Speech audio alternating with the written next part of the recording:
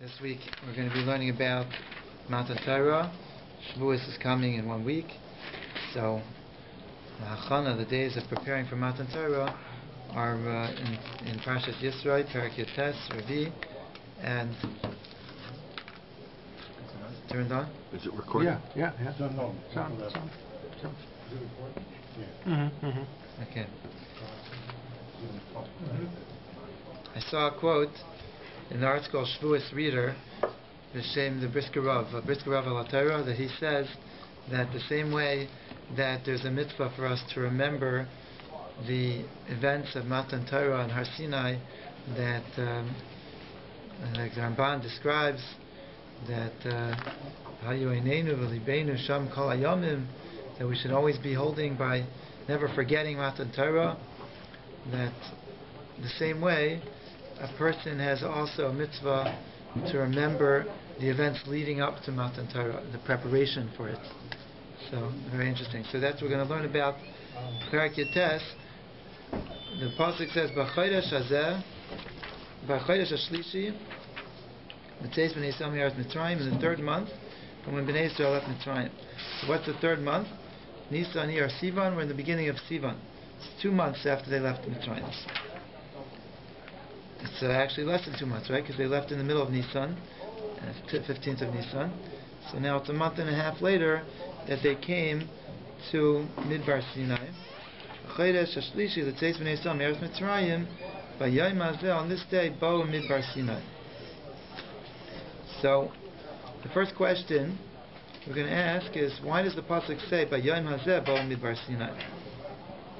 Rashi's going to explain the answer to this question. The question is, it should have said Bayom Ahu Bo Midbar Sinai. On that day they came to Midbar Sinai. Let's say you're learning this parsha and you're learning it today. It's not Rosh Chodesh Sivan today. So how could you say Bayom Hazeh on this day? Any day that you learn this pasuk on, that's the day they came to Midbar Sinai. Bayom Hazeh on this day. So Rashi says the Rosh Chodesh, they came on Rosh Chodesh. Should have made more sense to write on that day they came to the Midbar of Sinai, in the desert of Sinai. What does it mean on this day? Says Rashi, Sheyu divrei Torah chadashim alecha, that the words of Torah should be new and fresh to you, ki'ilu hayom nitnu, as if they were given today. That's the first lesson that the Rashi is bringing in this parsha, that the Torah is telling us that whatever day you learn this on, that day should be like this, and anything that you learn in the Torah should be like today you received this first time that you received the Torah. Something fresh, something that's not boring, that's not just you're paying attention with half an ear. No, it's exciting, it's full focus, it's fully into it. Person buys a new car, so they take it for a drive. Why do they want to drive it? They're wasting gas. They don't have to go anywhere. What are they doing? Honey, you want me to go anywhere? You need anything? You don't ask me any other time, Jack, what's going on? So, because he's excited, he has a new car. So if a person feels like there's something new here, there's a chiddush, there's a gift, a special new gift, it's not something that Kadosh Baruch Hu gave us a long time ago, and now we just have it, and it's an old book, dust it off, take out, an old classic. No, it's the newest thing, the newest fad, the newest bestseller, right? So if that's the way it is, everyone has to get it. We have to make it like it's something that is chadashim alecha ki'ilu hayom nitnu. Like it's something new? It should be like it's something new. It should be something new. And how do you see that in the pasuk? Because the pasuk says, on this day they came to Midbar Sinai. It means whichever day you're on, this day you should feel like today we came to Midbar Sinai. Today we're coming to receive the Torah. That's the approach to sitting down to learn Torah. Now the next pasuk Beis, Vayisu me Refidim, they left from Refidim. That was the place where they were camping before they came to Midbar Sinai. Vayavohu Midbar Sinai, and they came to Midbar Sinai. Vayachanu b'Midbar, and they camped in the Midbar. Vayichan sham Yisrael, and the Jewish people camped there, neged ahar, opposite the mountain. the mountain. Which mountain?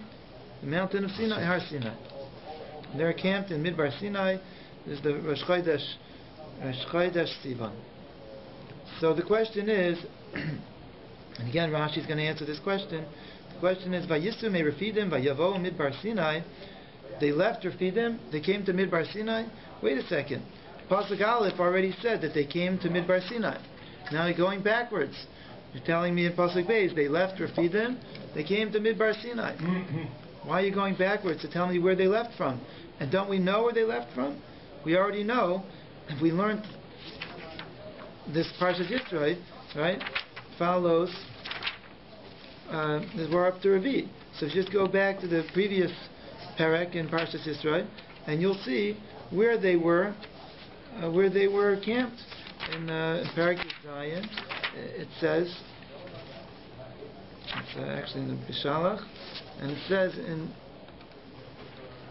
Parashat Bishalach, Perek Zion, Pasuk Aleph, Vayisu kol das min Yisrael mimidbar Sin l'masayah, and it says, Al pi Hashem, Vayachanu b'Refidim, ve'en mayim l'shtoi sa'am. They were in Refidim, and then they didn't travel until now. So they came from Refidim, and now they came to Midbar Sinai. So you know where they were coming from. So those are the questions. Let's take a look at Rashi, Pasuk Beis. Vayisur me'Refidim, lama utrak lavzu l'farish mehechan nasa'u. Why does the Torah have to tell us from where they traveled from? V'lekvar kosav. They already wrote earlier, 2 chapters earlier, Sheberefidim hayuchayim. V'yadua shemisham nasa'u. We know that's where they came from. Where do you think they came from? Look where they were, and now they traveled. They got to Midbar Sinai. So why does the Torah have to review this to us? And I was adding on, Rashi doesn't ask this beferish, that this is also a little bit obviously not just to come tell me where they were coming from, because the Torah already told me in the previous pasuk they got to Midbar Sinai. It was just telling me where they were coming from. It would have said chronologically they left Refidim, they got to Midbar Sinai, pasuk Aleph. Here it's already pasuk Beis. So Rashi answers, what's the Torah telling me here? It's come to compare hekish, and make a hekish from there, to compare two things in one pasuk. That's called a hekish. You have two things in one pasuk. The Torah wants us to compare them. That's called a hekish. And here it's putting two things in one pasuk. What are the two things? Number one, the siyasan mirafidim, that they left Refidim. The biyasan the Midbar Sinai, and they came to Midbar Sinai to compare ma biyasan the Midbar Sinai b'tshuva, af nesiyasan mirafidim b'tshuva. Just like when they left Midbar Sinai, when they came to Midbar Sinai, in this parsha that we're learning now, what was the attitude? How were they approaching it? They were getting ready to accept the Torah. So when they were getting ready to accept the Torah, they're preparing themselves. They're doing tshuva. Anything that they needed to make themselves fitting to accept the Torah, that's what they were involved in here. They're involved in 3 days of separation and so on. Getting ready to accept the Torah. They're doing tshuva. So ma biyasan l'midbar Sinai b'tshuva, af nesiyasan me'Refidim b'tshuva. Also, when they left Refidim, they were doing tshuva. What was going on in Refidim? So in Refidim, Chazal say, Refidim is a lashon rafu yedeya min ha-Torah. The Jewish people, even though they didn't get the Torah yet on Har Sinai, they got some mitzvahs in Mara, and they didn't approach those mitzvahs with the correct enthusiasm, and they were rafu yedeya. And what happened? Amalek came and Amalek attacked them. So now, when they left Refidim, they said, we're leaving that rafu yedeya min ha-Torah. We're leaving. What does rafu mean? Rafu means lax, soft, easy. When you hold something tight, so you're machzik, right? The Torah is a tree of life to those who hold on tight. Rafu yedeya is the opposite of holding on tight. Holding loose, let it slip out. So, not so precious. So then Amalek attacked them. So that was in Refidim. But when they left Refidim and they're coming to Midbar Sinai, they were doing tshuva already. So from this we learn a very big lesson. What was so important? That when they left Refidim, they were already Isaac and tshuva. Sometimes a person says that tomorrow's a new day. Tomorrow I'll start a new project. You know, I was lazy today. Today I wasted the day. So today's farfallen. It's gone. It's lost. Tomorrow I'll maximize. I'll do as much as I can. Right. So next month, this month, you know, this semester, this month, I didn't learn so well. Next month, I'll start with the bread and I'll learn really geschmack. To this month was Rafi Yadeh and then a Torah. But next month, I'm going to go and with the full bread, with the full chizuk. But Chazal are teaching us that the right way to do it is that at the end, when you feel there's not much left, you're on your way to the next month already. You're on the way to the next day. The way you end off this day, that's the way you could start off the next day. You end off this day with tshuva, then the next day you go in with tshuva. That's how it works. So, even if we feel like a certain tkufa or era or a day was something very bad happened there, right? And we really need a new start. And of course, Baruch Hu is going to give us a new makom. We're going to go. We're going to get to Midbar Sinai. We're not going to get the Torah here in Refidim. But nevertheless, that doesn't mean that Refidim is just remembered for disaster. Nothing good happened there. No, we could pick up there. We could do tshuva there. So that's pasuk beis. Now, if you go a little further in the pasuk, it says very, very famous Rashi. Vayichan sham Yisrael neged hahar. This is still pasuk beis. So what does Vayichan Sham Yisrael Neged Har mean? It says right before this, Vayachanu Bamidbar. Vayachanu is Lashon Rabim, and they camped. And here it says Vayichan Sham Yisrael. So it switched to calling them Lashon Yachid, to calling the whole Jewish people one unit. So Rashi says, maybe one of the most famous Rashis, perhaps, right, in the Torah, Ish Echad. Right? Like one man with one heart. That's why it says Lashon Yachid.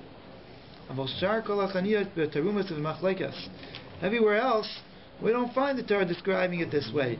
We see other camps, other settlings that they did, that they came to arrive at a place, wasn't like that. It was with Tarumais, Machlaikas, with rift and dissension.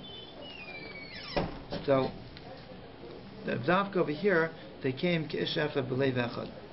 And I was talking to my son about this yesterday. So he said, imagine 40 people, they come into a room, they all want to study Torah, and everyone wants to study Torah because they want kavod.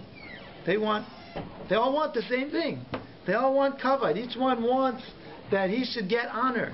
So everyone wants the same thing, right? But that's obviously not wanting the same thing. Everyone wants his kavod, right? So you have 40 people want something else. That's not what it means. They want the same thing. So here, K'ish Echad B'leiv Echad. So they all want one heart. It doesn't say what's one heart, because one heart means one desire. They all want the same thing. They all wanted that Klal Yisrael should receive the Torah. It wasn't just for them personally. They wanted that Klal Yisrael should receive the Torah. They weren't just worried about their Torah. They were worried about everyone's Torah together. It was all one Klal Yisrael. So if that was the case, so then it wasn't each man for himself. Instead, it was everyone collectively receiving the Torah. Okay, now let's just two psukim. The Orach Chaim over here, which you don't have in your Chumash, you might have the English translation of this, I don't know, but he says that there are three preparations that the Torah is teaching us to get ready for Har Sinai, to get ready for Matan Torah. For us to receive the Torah, we need three ingredients. Number one ingredient is that we need to get rid of the rifyain, Rafi Yadeh min Torah, to make a chizuk, to get ready to work hard and to put in the efforts. That's number one. Number two, he says that we need tikkun hamidais, that we have to realize that we we the pasuk says, "Vayachnu b'midbar." They camped in the midbar. What's a midbar? So the Gemara says, "Vayachnu b'midbar." They camped in the midbar. It said they came to Midbar Sinai. So now it should say, "Vayisu me'refidim, vayavo Midbar Sinai, vayachanu."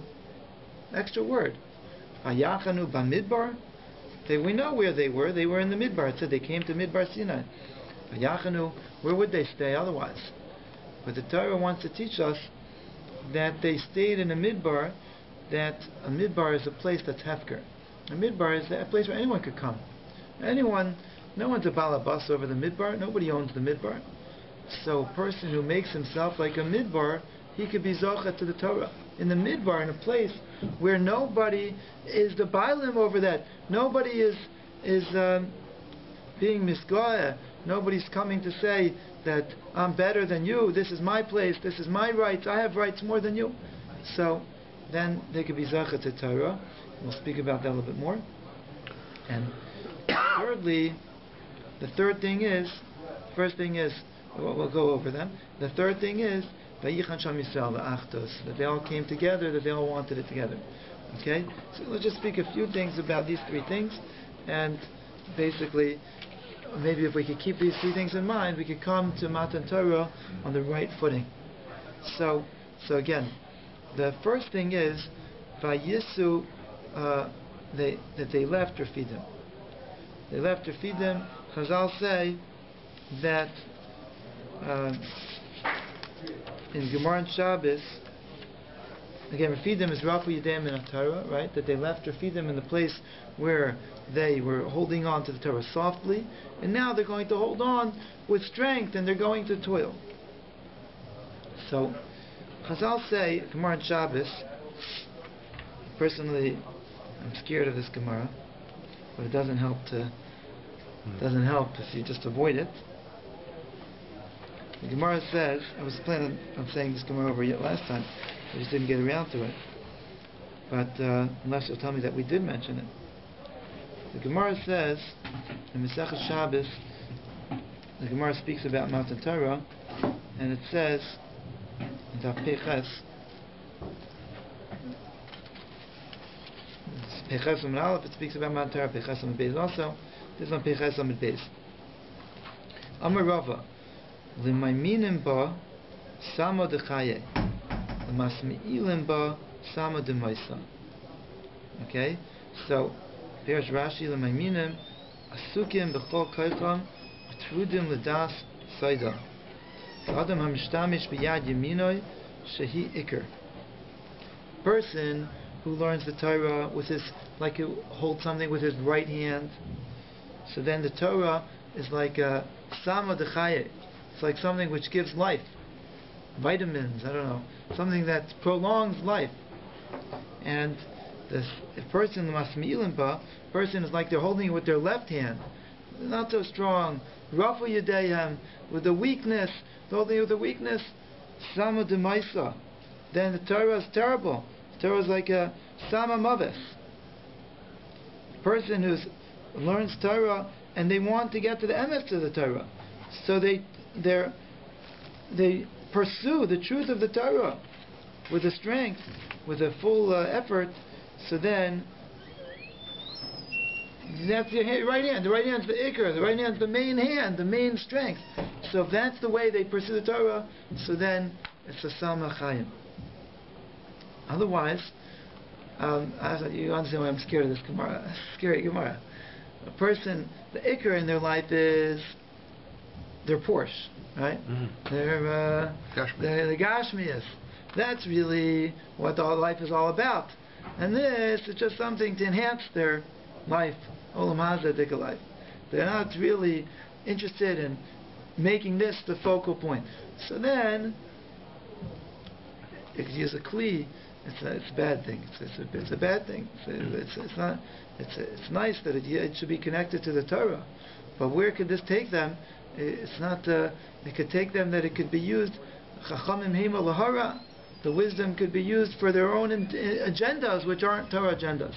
But a person who wants that he could adopt the Torah's way of looking at it, so then it doesn't come b'shitchius, doesn't come just looking at it on regular achas. Then it comes to person has to say, this is the way I look at it, but let me think about what the Torah is really saying. Let me look at it deeper and try to get it and make this the ikar way. So that's one nekuda in Rafu Yedeha of leaving that in it's nigh hechrechi. It's life or death.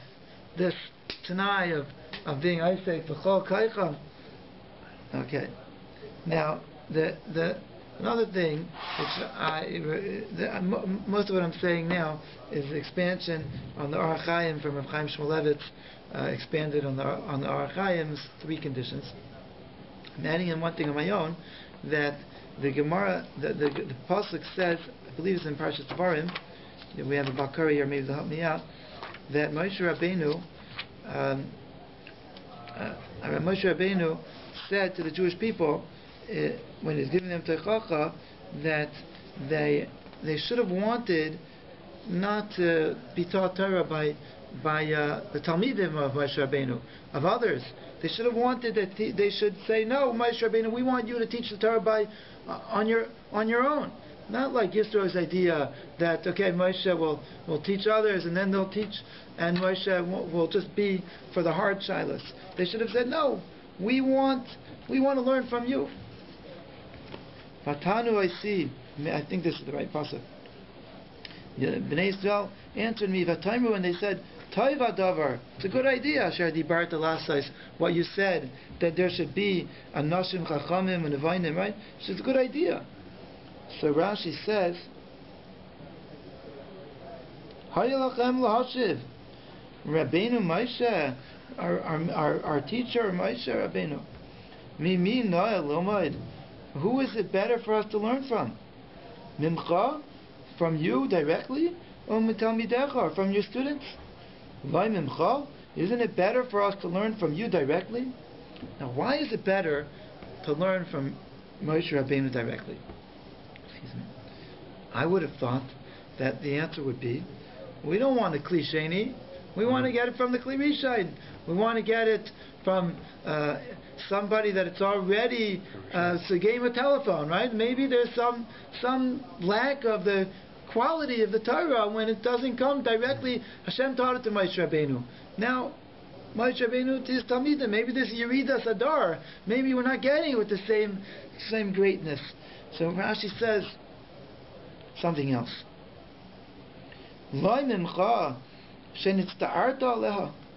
Wouldn't it be better to learn from you that you suffered over the Torah? Moshe Rabbeinu had to fight to get the Torah. He had to fight with the Malachim, and he had to not eat for 40 days and 40 nights when he went up to get the Torah, and he forgot it every time HaKadosh Baruch Hu taught it to him, and he had to work again and again and again. So Moshe Rabbeinu was mitzdayer. We don't think about that. We think that we had the best Rabbi, HaKadosh Baruch Hu taught us the Torah. It would go straight in, right? We wouldn't no tsar. But Moshe Rabbeinu didn't have it easy to learn the Torah. So we see here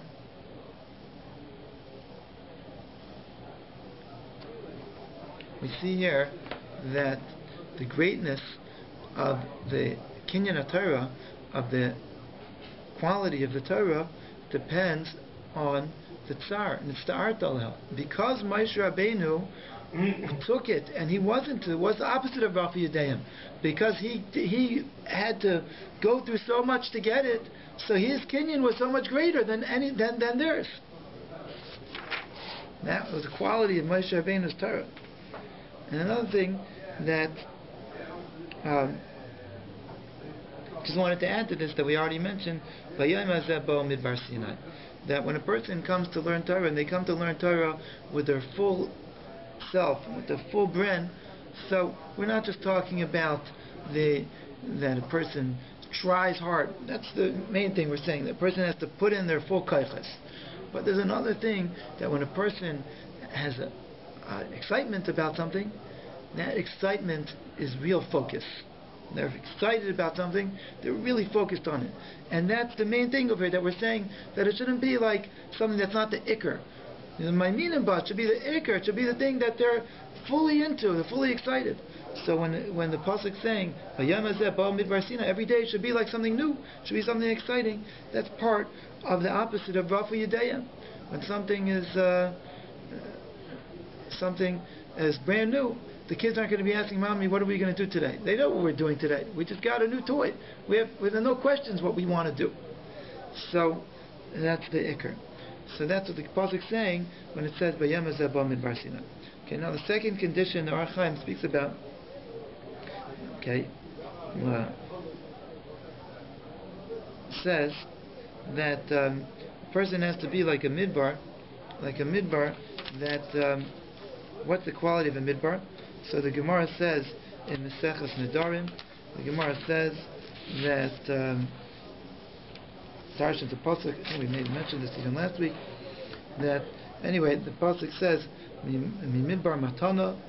So the Gemara Nedarim Daf Nun Hey says Kivin she'ose adam esatma kemidbar shu mifkar lakol tarin in alevi matana. When a person makes himself like a midbar, that's hefker to everyone, that a person is devoted to others and not thinking about his own benefit, but he's thinking about others, what can he do for them? So then the Torah is given to him as a gift. That's how he could merit the Torah. How could he be zeicha to the Torah? Through becoming selfless, to becoming devoted to others. So the Gemara Ohr Chaim brings Gemara in Eruvin that says that's why it says here midbar matana.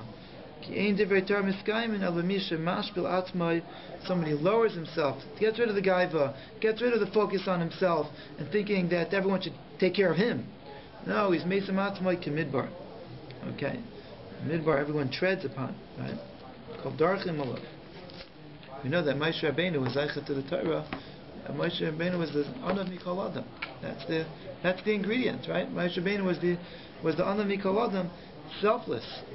The one who was able to have the most patience and the most bear the burden of Klal Yisrael, because he wasn't thinking about that he needs to take care of himself. He was busy taking care of everyone else. Where was Moshe Rabbeinu when Yisrael came, right? So I'll say, where was Moshe Rabbeinu? He was serving everyone, right? He was there. He was the one who was taking care of everyone else. One of my Rabbi learned in Panovich many years ago. And Rav Shach was Rosh Hashiva, and so when this Rebbe of mine, when he came to America, so somebody asked him who was the great Rosh Hashiva there, who was the great Gedolei Torah. So he said, Rav Shach. So he said, Rav Shach, he's from the Gedolei Torah. I remember, I was in Panovich. He's the one who would, when a new bacher came to yeshiva, he would take care of him, and he would be up early in the morning putting away the svarim in the Beis Medrash. He's the one who's from the great Gedolei Torah. He was the one who was busy taking care of everyone.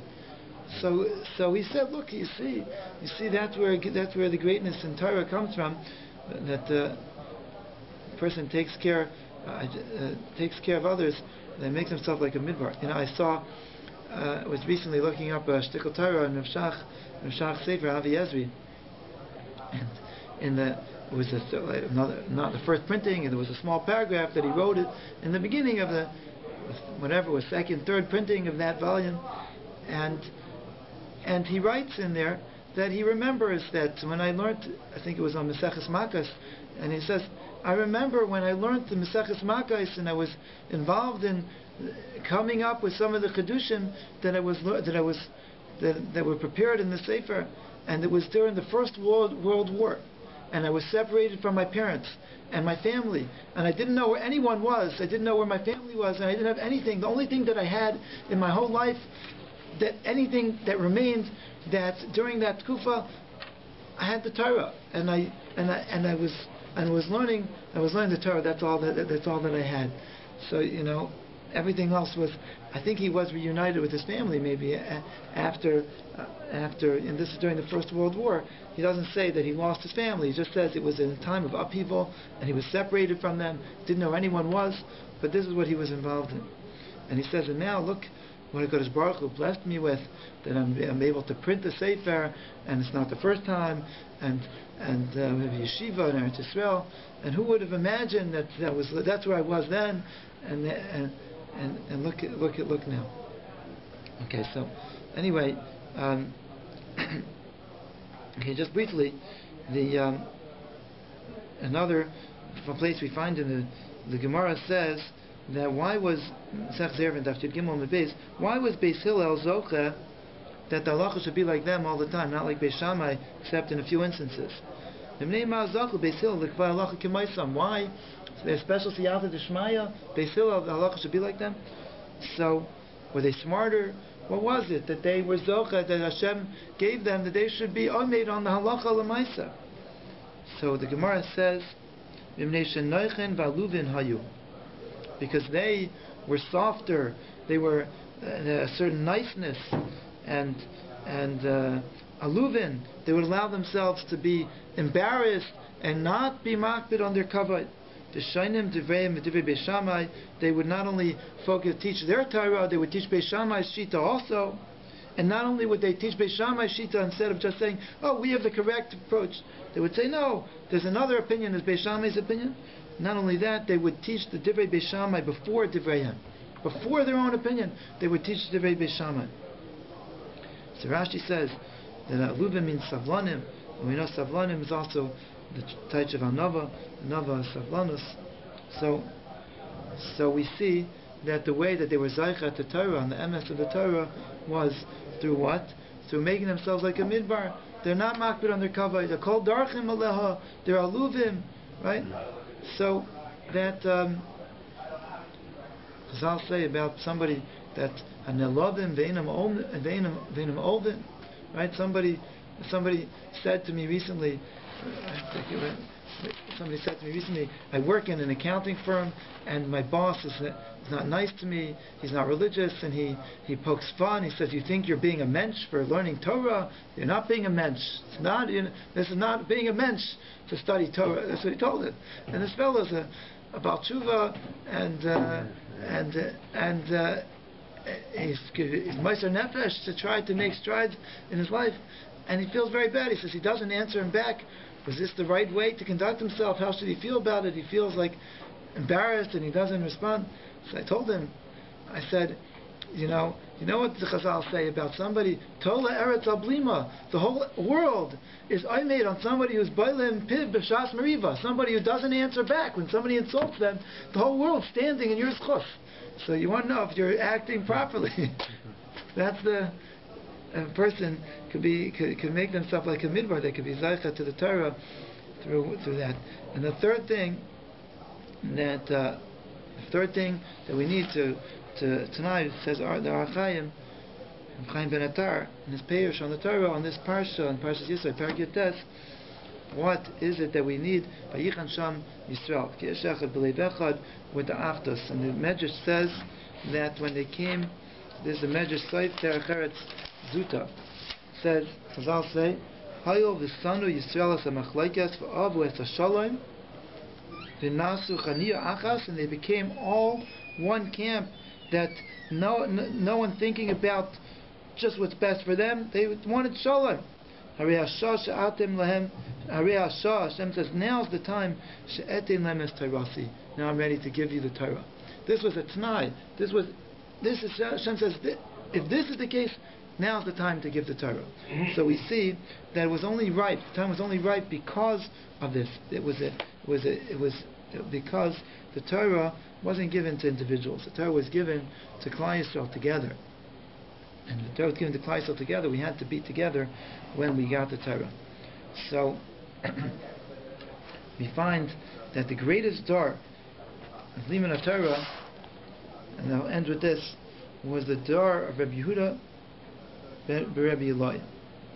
Gemara in Hezron Daf Chaf says that the dar of Rabbi Yehuda Rabbi Eloi, shayu shisha talmidim miskasim betalis achas, there were 6 talmidim that were wearing one, that would cover themselves with one talis. I guess when they went to rest. For Iskim b'Torah, and they would be Isaac in Torah. So Rashi says, why were 6 people wearing one talis? Because they were aniyim. They were so poor that they didn't have a garment for each person, or a blanket for each person. They needed 6 people in one talis. So, what's the pshat here? This was the greatest dar in Torah. So you could say because it was B'shas Adchak, but Rav Chaim Shmulevitz says that the Gemara is darshaning the pasuk that it says Sheker Achein V'Hevel HaYayfi. You said Yiras Hashem Hitisalo. This is the one, the dar of Yiras Hashem Hitisalo. So that is Zaycha to Torah through Shisha Miskasim Metalis Achas. So he says that if you have 6 people with one talis, and each one's thinking that I should be covered, so then even one person, they're fighting the whole time. They're fighting. No one can learn anything. They're all busy trying to get the talis for themselves. But if you have each person's daig that the other person should be covered, so he doesn't care. So there's not enough room for everyone. And that was the dar of that the greatest dar in Torah, because they had this kish echad b'leiv echad, because they're all thinking about the other one, and we should be zaycha that it shouldn't be Eneim Sarah, that we should feel bad about somebody else's aslacha. On the opposite, we should be looking that each person should be interested in the other one's benefit, that we should all be zaycha to be mikabel the Torah together. Shekayach. Amen.